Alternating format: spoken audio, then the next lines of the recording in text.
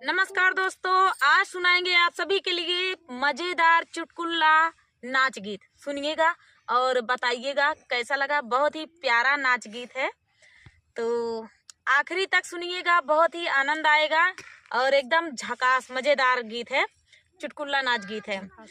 और इसमें है तो जो बिच्छी होती है, बिच्छू डंक मार देता है और कैसे कैसे क्या क्या कैसे कैसे होता है, आप लोग इस गीत के माध्यम से सुनिएगा। एक औरत को बिच्छू मार देता है और उसके पिया हैं क्या क्या कहते हैं, ये दीदी सुनाएंगी। तो चलिए। खेत में नहीं आए, सरसों खेत में आए। सरसों खेत में मारे रही, मटरी खेत में, मटर के खेत नहीं पाए तो सरसों ये खेत पाए। सरसों खेत में बीछी मारिस। बताओ बीछी कैसे मारिस, कहाँ मारिस, के झरवा आए, कैसे ठिकानी हो, कैसे ठिकानी। ये नहीं कि मारे रही आप अपने मरवा बीच से नहीं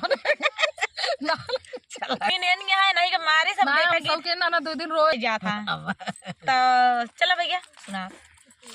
गईले मटरी के खेत मेड़िया भर गईले सकेत, गईले मटरी के खेत मेड़िया भर गईले सकेत, बिछिया मारी के लुकानी ना देखानी बाला माँ, बिछिया मारी के लुकानी ना देखानी बाला माँ, आय ससुर झारवार बैठी सासुरा खवार, आय ससुर झारवार सासु बैठी राखवार, छंछा काल कई के रोय मोर बला मुआना, छंछा काल कई के रोय मोर बला मुआना, गईले मटरी के खेत मेड़िया पर गईले सकेत, गईले मटरी के खेत मेड़िया पर गईले सकेत, बिछिया मारी के लुकानी ना देखानी बालमा,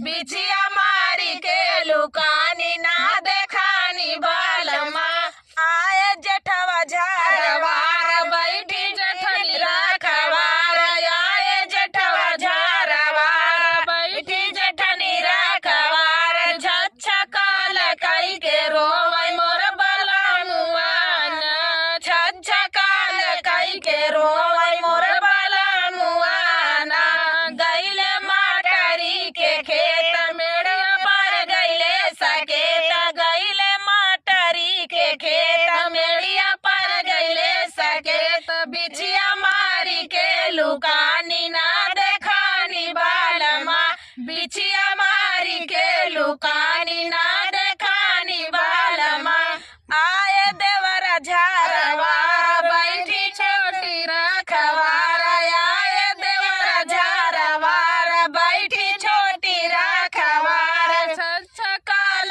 कई के रोवै मोर बला मुआना, छच्छा काल कई के रोवै मोर बला मुआना, गईले मटरी के खेत मेड़िया पर गईले सकेत, गईले मटरी के खेत मेड़िया पर गईले सकेत, बिछिया मारी के लुकानी ना देखानी बालमा, बिछिया मारी के लुकानी ना देखानी बालमा, आय नंदोई झारवार बैठी ननदी राखवार, आय नंदोई झारवार बैठी ननदी राखवार, छच्छा काल कई के रोवै मोर बला मुआना, छच्छा काल कई के रोवै मोर बला मुआना, गईले मटरी के खेत मेड़िया पर गईले सकेत,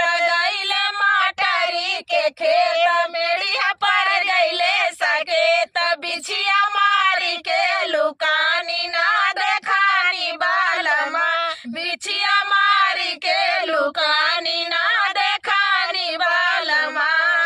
तो दोस्तों ये प्यारा सा चुटकुला गीत आप सभी को कैसा लगा कमेंट में जरूर बताना दोस्तों। भैया मटरी खेत ना है, देख लिया जा सरसों खेत है, सरसों खेत है। सरसों आजकल मटरी खेत मिलबो नहीं करता है, कहे से लील गाय मिलेगा 1.5 महीने बाद, जहाँ बोई हुए वही मिले। नहीं खिया बोई बा नहीं खिया मिले, हमारे खेत नहीं बोई जाता है, हमारे खेत जौन बना है कि भाई दिखा दी बना ही बना है, यही ले एहो में फरत है भैया, छीमी जैसे मटर में फरत है, लेकिन ये खाई नहीं जाता है, वो खाई जाता है, तो पेराई तो जाता है, पेराई जाता है तेल वीडियो में। तब तक के लिए नमस्कार। नमस्कार दोस्तों, कैसे हो आप सब? आशा करती हूँ आप लोग ठीक होंगे। आज सुनाएंगे मजेदार चुटकुला कहारवा नाच गीत। सुनिएगा और बताइएगा कैसा लगा। आखिरी में सुनना, आखिरी तक सुनना। और दोस्तों सृष्टि मेरी भाभी है और मैं इनकी ननद हूँ, गाना गाओ। छोटी, और ये बड़ी ननद ननद है। और मेरी भाभी देखिए, इस वीडियो में मेरी भाभी बनी है सृष्टि। और देखिए अपने भाभी दिल आई की है, बात लेकिन कहने वाली है मुझसे। मैं इनकी ननद हूँ तो मुझी से कहेंगी। और देखिए क्या कहती हैं, दिल थाम के बैठ जाइए और बहुत तगड़ा कहेंगी। आप लोग सुनिएगा क्या क्या इनके दिल में आज है अपने पिया के लिए, अपने सजनवा के लिए। तो देर न करते हुए चलिए सुनाते हैं ये मजेदार बढ़िया से एकदम झकास गीत है। तो चलिए सुनाते हैं। सृष्टि के लिए बतावा मोरी ननदी सैया मिले न बोलवा न कौनो के लिए बतावा मोरी ननदी सैया मिले न बोलवा माया रे दलिया में ननवा चाटक कई दा भौजी गरजऊ परे भैया बोली है ना। दलिया में ननवा चाटक कई दा भौजी गरजऊ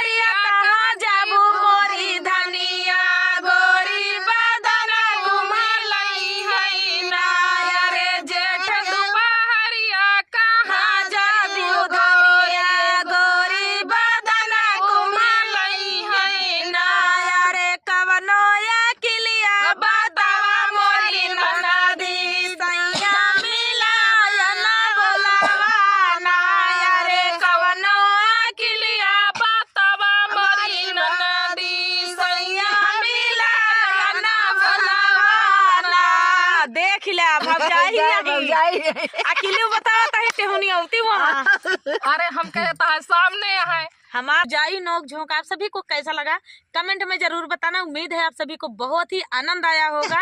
और इसी तरह के गीत रेखा विजय ब्लॉग पे पड़े हुए हैं, सृष्टि लोकगीत पर भी पड़े हुए हैं और गाने का सफर लोकगीत पर भी पड़े हुए हैं। आप लोग जाइए विजिट।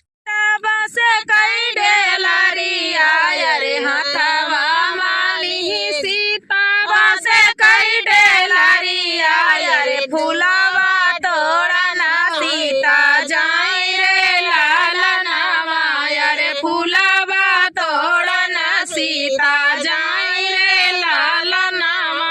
अरे हाथवा मेली सीता बसे कई डेलरिया रे हाथवा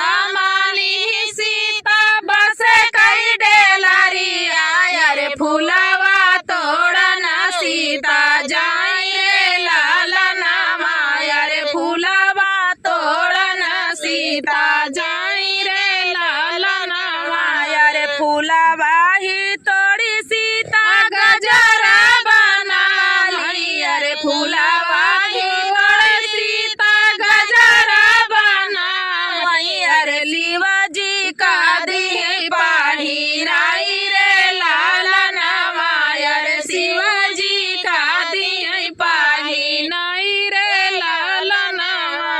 गजरा पहिराई सीता घर के लावटली अरे गजरा पहिराई सीता घर के लावटली अरे शिवा बाबा दिए आशीर्वाद रे लालनावा अरे शिवा बाबा दिए आशीर्वाद रे लालनावा अरे गौरा जी दिए आशीर्वाद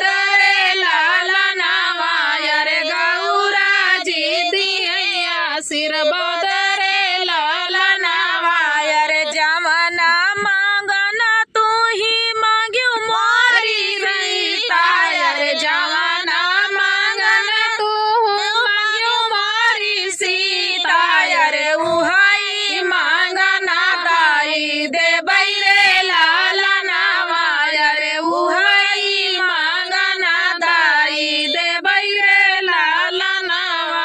अरे नैहर सीता दस पाँच बियाना रे नैहरे मामा सीता दस पाँच बिराना रे बहिनी जमा गैया चर रे लालनावा रे बहिनी जमा गई दोई चर रे लालनावा रे ससुरे मामा गई सीता दुई चार देवरा रे ससुरे मामा सीता दुई चार देवरा रे नाना दी जमा गैया खेला रे लालनावा रे नाना दी जमा गैया खेला रे लालनावा।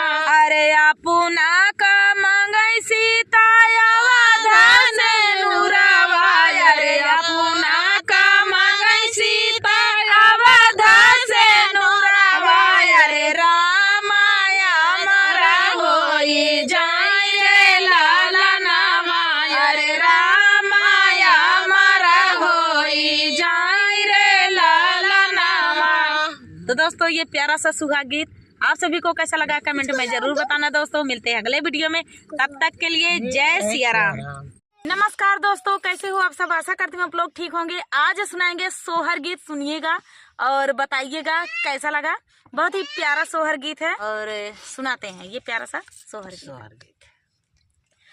ऊंची ऊंची बखरी ससुर जी के ताबना बायर बाहै ताबना बायर लागई हो राजा धीरे धीरे बेनिया डोलावा गरमा मोरे लागई गरमा मोरे लागई हो राजा धीरे धीरे बेनिया डोलावा गरमा मोरे लागई गरमा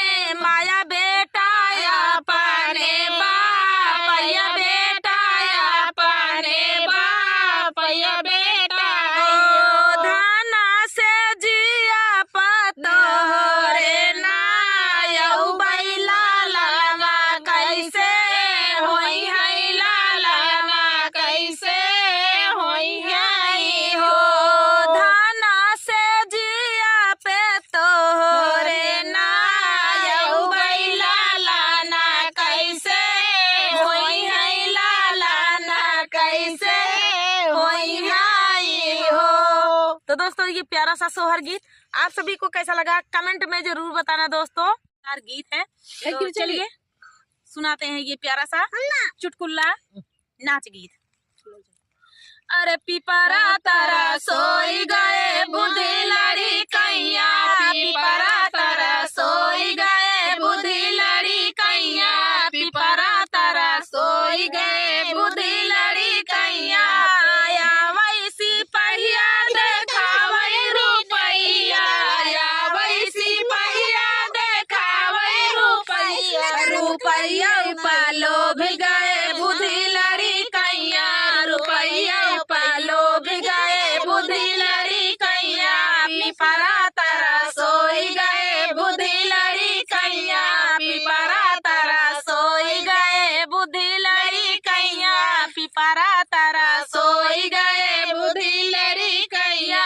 आया वैसी पहिया देखा वही मिठाइया, आया वैसी पहिया देखा वही मिठाइया, मिठाइया पालो भी गए बुद्धि लड़ी कैया, मिठाइया पालो भी गए बुद्धि लड़ी कैया, पिपरा तारा सोई गए बुद्धि लड़ी कैया, पिपरा तारा सोई गए बुद्धि लड़ी कैया, पिपरा तारा सोई गए बुद्धि लड़ी कैया।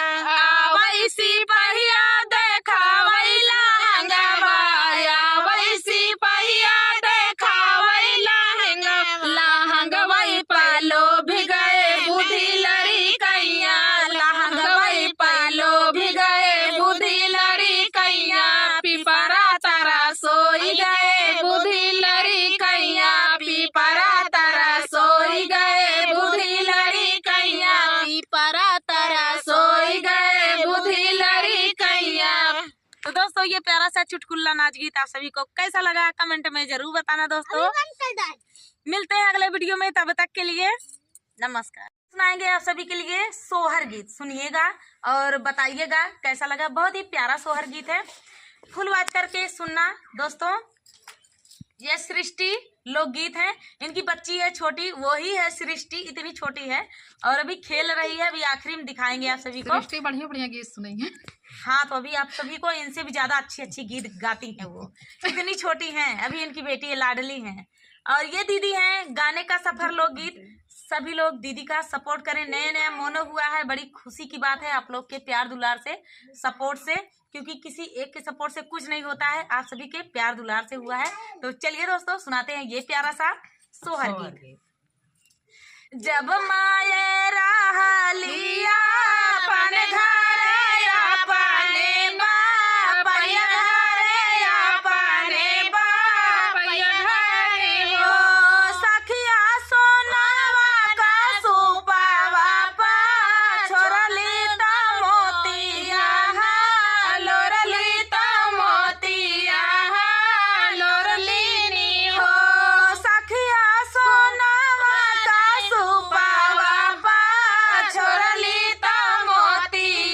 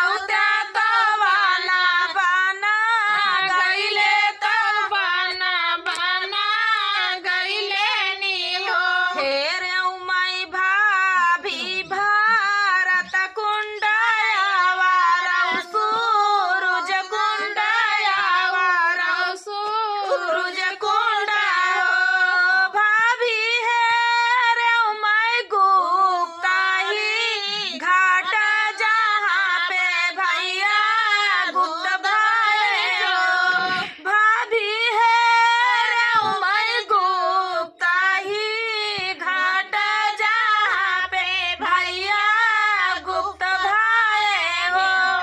तो दोस्तों ये प्यारा सा सोहर गीत आप सभी को कैसा लगा कमेंट में जरूर बताइएगा और मिलते हैं अगले वीडियो में। सृष्टि अभी आ नहीं रही है, मेरे याद है आप सभी को दिखाना है, वो खेल रही है अपने पापा के साथ। तो चलिए दोस्तों फिर देख लेना इनकी बेटी को, ये दिखा देंगी अपने चैनल पे, सृष्टि लोकगीत चैनल है दीदी का, आप लोग जाइएगा दीदी। तब तक के लिए मिलते हैं अगले वीडियो में। जय सिया राम।